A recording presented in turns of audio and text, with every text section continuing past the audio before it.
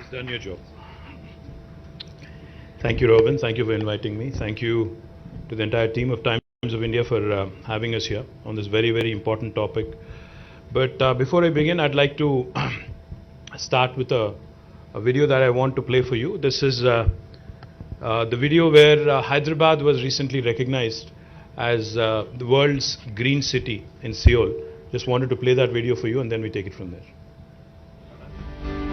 Hyderabad, a city with an iconic heritage. Besides advancing in technology, innovation and infrastructure, Hyderabad is also transforming into the world's #1 eco-friendly city, meeting the UN Sustainable Development Goals. Hyderabad was awarded Tree City of the World twice for the years 2020 and 2021 by FAO and Arbor Day Foundation. Now, Hyderabad, the capital city of Telangana, wins another laurel. Hyderabad beats Paris, Montreal, Mexico City, Buenos Aires, Melbourne, while competing with 57 entries from over 40 cities across 24 countries, and won the World Green City Award 2022 and Living Green for Economic Recovery and Inclusive Growth Award by the International Association of Horticulture Producers. AIPH celebrates this fantastic achievement for the city of Hyderabad. We can confidently say that Hyderabad is a world leader in nature-oriented approaches to city design, form and function, says Mr. Tim Briarcliffe, Secretary General, AIPH. The credit for this remarkable achievement goes to the champion of greenery, Honorable Chief Minister Shri K. Chandrasekhar Rao and his government for the various green initiatives and environment-friendly policies, particularly Telangana Ku Haritha Haram, the brainchild of the Honorable Chief Minister and the world's third largest human endeavor in afforestation. With progressive policies, thoughtful leadership and inspiring governance over the last 8 years, Telangana, the youngest state in India, is leading the country with its path-breaking initiatives. This award is a great honor and glory for the city, for the state and for the nation. Thank you.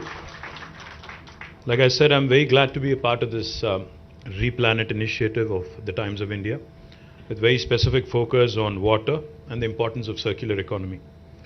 This topic assumes a lot of significance and there's a lot of topical significance with reference to urban areas, and me being the Urban Development Minister, I also wanted to share with you a few things that we have attempted and a few things where we have succeeded, and also areas where we are still working on in terms of ensuring that our cities, which have turned into heat islands and have become single biggest contributor to carbon emissions, have to be tackled. And this is something that I say not just as a Minister for Urban Development, but also as a very concerned citizen and as a concerned father who's worried about the future generations as well.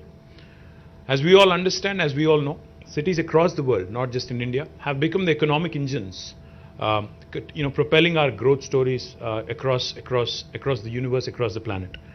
Now, if you just look at India, or if you look at Telangana for that matter, more than 45% of Telangana's GSDP actually comes from Hyderabad and the suburban areas of Hyderabad. Same is the logic for every single nation across the world. In fact, a few years ago, I have mentioned this before, but I'll say it again. A few years ago, I had a meeting with Satya Nadella, who is the chairman of Microsoft, CEO and chairman of Microsoft.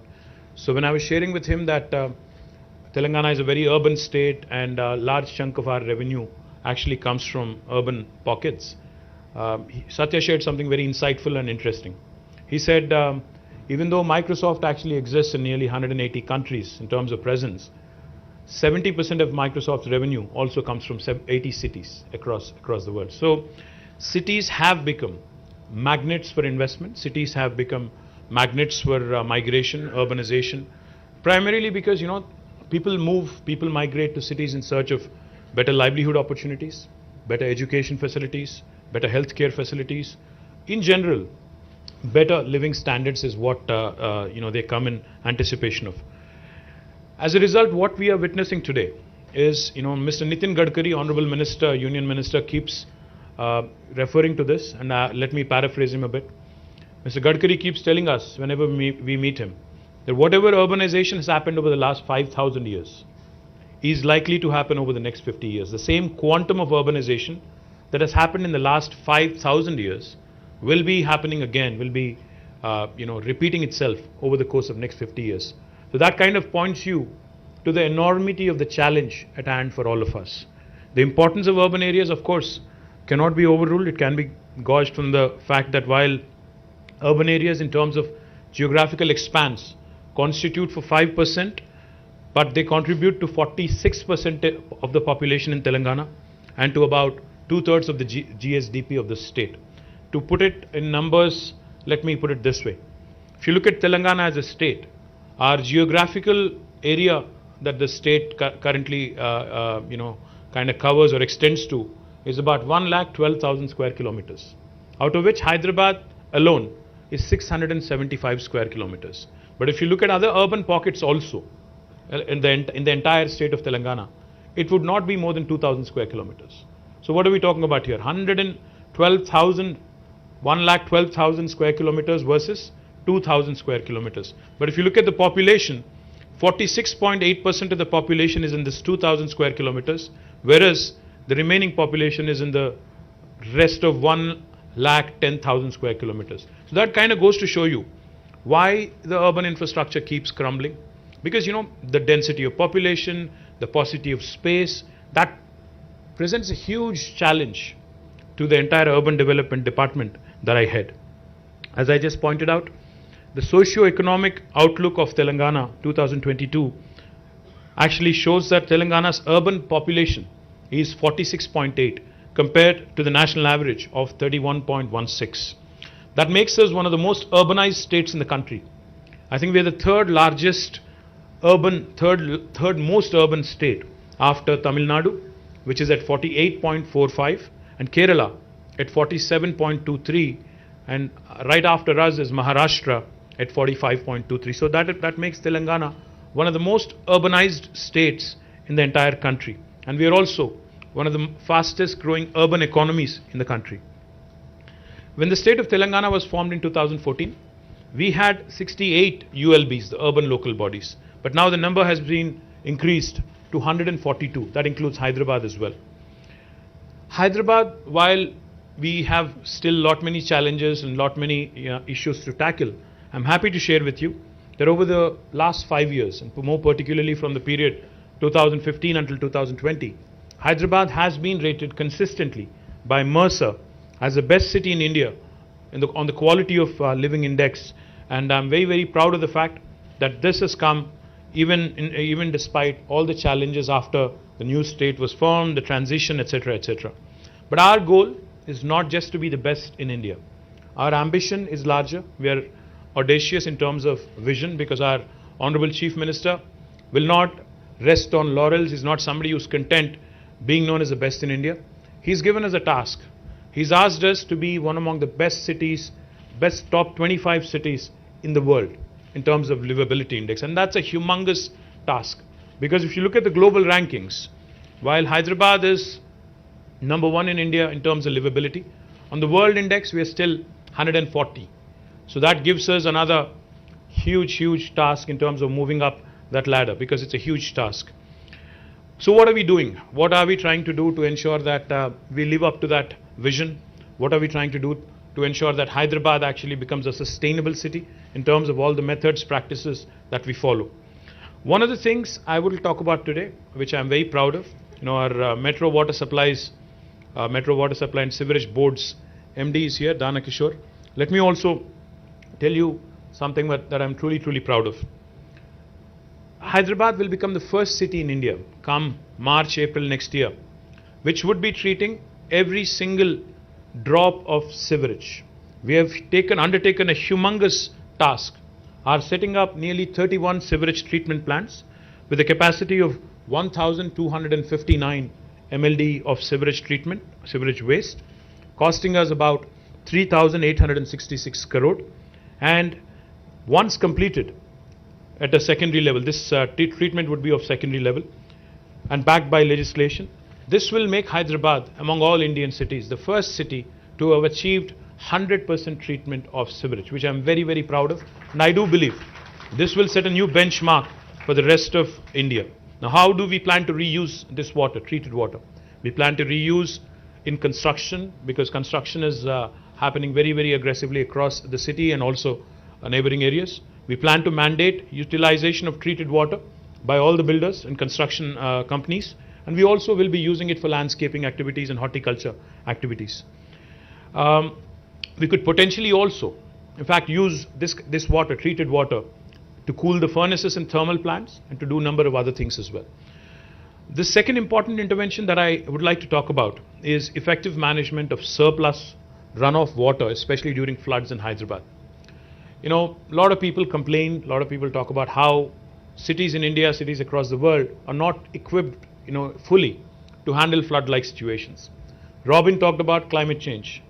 Climate change, global warming was a topic that we used to read about in newspapers. Look at it, glance at it for a minute, and then used to say, okay, this is not my concern. This possibly is happening elsewhere in the world, not in my backyard. That was the approach earlier. But now, we all know climate change is real. It's already knocking on your doors. It's already at your doorstep. It's affecting all of us. As a person who's involved in public life, as a policy maker, I've been witnessing some very disturbing changes across different seasons. We are now accustomed to unseasonal rains in October. And we are also accustomed to, unfortunately, late arrival of monsoons. We are also accustomed to cloudbursts. And we are accustomed to 45, 46 degrees temperatures in summer. Now, these are unusual patterns. These are exceptional patterns. But looks like exception is going to become the norm. Expecting the unexpected is going to be the challenge for governments. I cannot take cover, I cannot take an excuse to my citizens stating that cloudburst and unseasonal rain, unprecedented rain has resulted in a flood-like situation, which may be the reality. But I don't think the citizens are going to accept that sort of an explanation in future anymore. So therefore, in Hyderabad, we have started on an important task, because no city in the world can of course deal with cloudbursts or torrential rains, but the least we can do is to prepare as well as we can, equip ourselves as well as we can. And so therefore, we have undertaken a very detailed study. A company called Shah Consultants based in Pune has undertaken this study. The hydrological map of Telangana, hydrological map of Hyderabad has been prepared. We have mapped surface runoff flows, micro basins of drainages, blockade points, and what needs to be done to address the issue on a permanent basis. Out of this, we have actually formulated a new idea called a Strategic Nala Development Program, SNDP. Happy to share with you that this Nala development, which has started with about 1,000 crores of initial estimates, has been going well. Of course, there's a long, long way to go, but I do believe that we have made some few decisions, and few important projects have been kicked off in the right direction. The third thing I'd like to talk about is solid waste management. When this government came into office in 2014, the total waste collection, municipal solid waste collection in the city of Hyderabad was about 3,500 metric tons per day. But today, that has increased to 6,000 metric tons per day. And what we have done in the last 8 years is, we have come out with a policy on ensuring not just municipal solid waste, but all kinds of waste, construction and demolition waste, liquid waste, which is sewage, also biological waste, and e-waste. All of these forms of waste are being processed diligently, are being processed scientifically, to ensure Hyderabad becomes a benchmark and Hyderabad becomes a leading example of how a city can function. Now let me elaborate a bit on municipal solid waste. We have in fact commissioned a 20 megawatt plant, South India's largest municipal waste to energy plant in Jawahar Nagar Corporation, which is very close to Hyderabad. Not only have we commissioned a 20 megawatt waste to energy plant, we are also building another 28 megawatts of capacity at this plant, which will consume all the dry waste. All the wet waste will be converted into compost, and it will be sold to farmers as fertilizer. The dry waste will be converted into power. Beyond this 48 megawatts of municipal waste to energy, we are also contemplating setting up another 20 megawatt plant. Altogether, this will take our capacities to nearly 68, I think 72, I believe, altogether. And this will ensure that 100% of all the dry waste in Hyderabad is converted or incinerated into energy. The other thing I'm very proud of also, Telangana in its municipalities, 142 municipalities, will be completing a very unique program called as the FSTP, the fecal sludge treatment plants.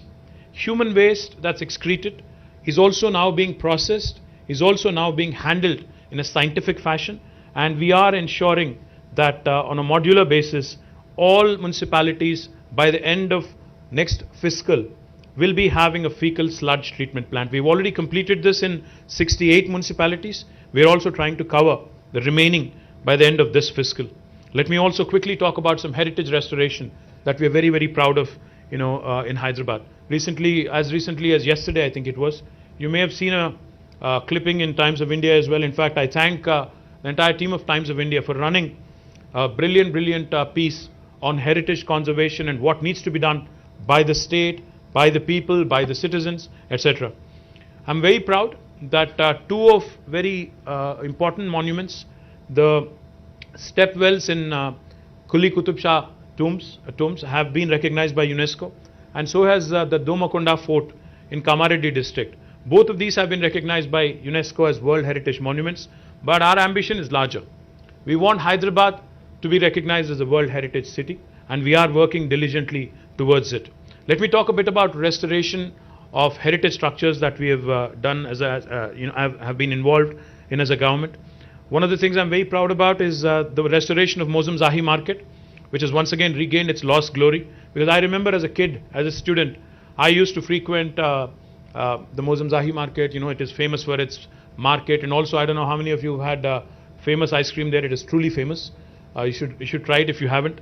Likewise, the clock tower at Mehboob Chowk, Sultan Bazaar, the CSI Church, Ram Gopalpet Police Station at Monda Market, and Shah Ali Banda. All of these are being restored. We've also done Kaman restoration at Maula Ali Kaman, Char Kaman at Charminar, and Bansilal Pet Kaman at Secunderabad. I'm also happy to announce that restoration of step wells. I'm happy Kalpana Ramesh is here. She's been doing some pioneering work in restoration of step wells. Bapu Ghat, where she was also involved, her team was involved. Bansilal Pet, my compliments to you, Kalpana, and the entire team of municipal administration and others who have worked together. Gachi Bauli, Victoria Memorial School, Goshala, 6 step wells which have been restored by the Aga Khan Foundation at Kuli Qutub Shahi tombs, and 2 step wells at Narayanpet and 1 at Chautupal. The initiative, which started at a small scale with the cooperation of Rainwater NGO, is now fast becoming a public movement, and a lot of people are taking pride in the restoration that has been done. In addition, we've also taken up some restoration works at Ashur Khana, Hussaini Alam, Darbar Hall, Koti Women's College, and restoration of Kuli Qutub Shahi tombs. Our upcoming restoration works also include reconstruction of Mehboob Chowk, popularly known as the Murgi Khana or Murgi Chowk, Sardar Mahal, Julu Kaman, Lad Bazar, Miralam Mandi, State Central Library, Sheikpet Sarai, and Khurshid Zahi Devdi. These are some of the few. In fact, Hyderabad has about 218 heritage structures, both private and public. Our ambition, our goal, is to ensure that each of these structures is diligently restored and maintained for the benefit of our future generations. We're very confident. I can go on with a number of such initiatives, but we are very, very confident that with all these initiatives, by way of creating a circular economy, by focusing on sustainability, by ensuring that we also conserve our heritage structures, we will qualify to be among the list of UNESCO cities for World Heritage as a World Heritage City. We've already been recognized by UNESCO in their list of cities for gastronomy. As you all know, Hyderabad's biryani is truly, truly world famous. So we have been recognized by UNESCO among the list of gastronomical cities popular for gastronomy. And again, like I mentioned, because of the work done by Aga Khan Foundation at the step wells in Kuli Qutub Shahi tombs, we've again been recognized by them. But our effort is to ensure that this continuous exercise, endeavor, to maintain that perfect mix of modernity and old world charm, rich heritage and culture, the Ganga Jamuna Tehzeeb that Hyderabad is known for, will prosper, will thrive, and every Hyderabadi eventually will feel proud of all the work that is being done by the government and its citizens. I'd like to play a small video before I close out so that you understand exactly what is being done. Thank you. Jai Telangana.